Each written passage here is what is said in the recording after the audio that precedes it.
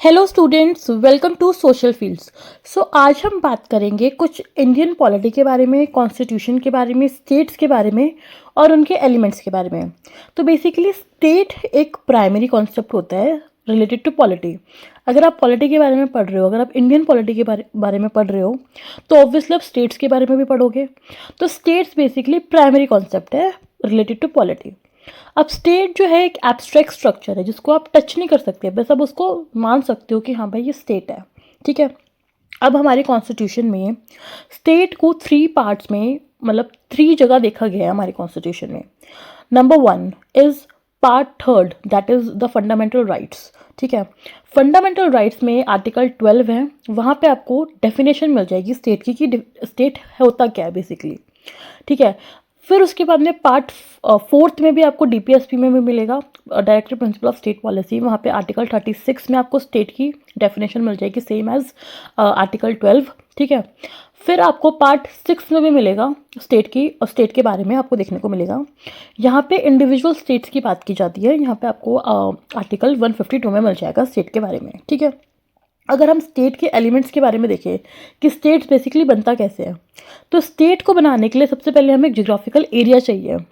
अगर हमारे पास कोई एरिया ही नहीं होगा तो हम स्टेट को बनाएंगे कैसे। ठीक है। तो हमें एक जियोग्राफिकल एरिया चाहिए। अब उस एरिया में रहने के लिए लोग भी चाहिए, पॉपुलेशन भी होनी चाहिए। ठीक है। अब उस पॉपुलेशन को रूल करे, उस पॉपुलेशन को संभालने के लिए भी एक सरकार चाहिए। ठीक है। अब इन तीनों चीज़ों से आपका स्टेट बन गया। अब स्टेट जो है बेसिकली सोवरेनिटी पे डिपेंड भी करता है। जैसे कि ये सोवरेनिटी का मतलब होता है इंडिपेंडेंट। ठीक है। बट जो एक पर्टिकुलर स्टेट है, let's say example Delhi, sorry let's say for example this Rajasthan, UP, MP, किसी भी एक स्टेट को ले लो। Delhi is a union territories, I am so sorry. जैसे कि आप उसको ले लो, राजस्थान को ले लो, यूपी, एमपी, किसी को भी ले लो। तो वो उनके पास ये राइट नहीं है कि वो एक्सटर्नली जाके मीटिंग्स करे या डिसीजंस ले कुछ। वो आपका यूनियन के पास ही राइट है, स्टेट के पास राइट नहीं है ये। ठीक है। तो ये जो फॉरेन अफेयर्स होते हैं वो एक्सटर्नली जो चीज़ें करी जाती है वो यूनियन करता है। ठीक है। जो यूनियन गवर्नमेंट होती है वो करती है, ना कि स्टेट। ठीक है। सेकेंडली जो आपकी कॉन्स्टिट्यूशन है, तो आपको समझ में आ गया कि स्टेट के 4 एलिमेंट्स होते हैं। जैसे कि आपका जोग्राफिकल एरिया होना चाहिए, फिर उसमें पॉपुलेशन रहने के लिए होनी चाहिए, देन उसको संभालने के लिए एक सरकार होनी चाहिए और सोवरेनिटी भी होनी चाहिए, वहाँ पे इंडिपेंडेंस भी होनी चाहिए। ठीक है। अब अगर हम लीगल डॉक्यूमेंट्स की बात करें तो लीगल डॉक्यूमेंट में सबसे पहला आता है आपका कॉन्स्टिट्यूशन। अब कॉन्स्टिट्यूशन एक ऐसी चीज़ है जहाँ पे बोला गया है कि रूल्स जो है सबके लिए इक्वल है, चाहे वो लेजिस्लेटिव का पार्ट हो, चाहे वो एग्जीक्यूटिव का पार्ट हो, चाहे वो जुडिशरी का पार्ट हो, किसी का भी पार्ट हो, सबके लिए रूल्स इक्वल है।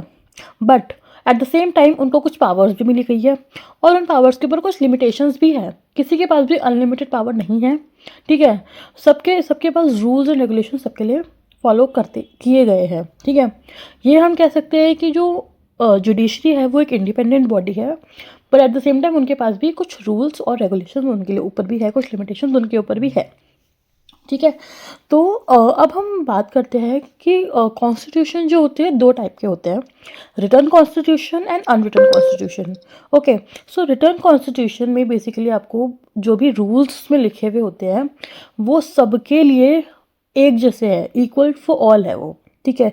ये नहीं कि कोई अगर प्रधानमंत्री है, कोई प्राइम मिनिस्टर है, कोई प्रेसिडेंट है तो उसके लिए कुछ और रूल्स हैं। ठीक है। या किसी और पोस्ट पे कोई है तो उसके लिए कोई और रूल है, नहीं। हर चीज़ के लिए सेम रूल सबके लिए, इक्वल फॉर ऑल। बट जो अनरिटन कॉन्स्टिट्यूशन होता है वहाँ पे चीज़ें फ्लेक्सिबल हो जाती है। होता तो वो भी रिटर्न ही है, बट वहाँ पे चीज़ें फ्लेक्सिबल भी हो जाती है। ये डिफरेंस होता है दोनों में, रिटर्न और अनरिटन में।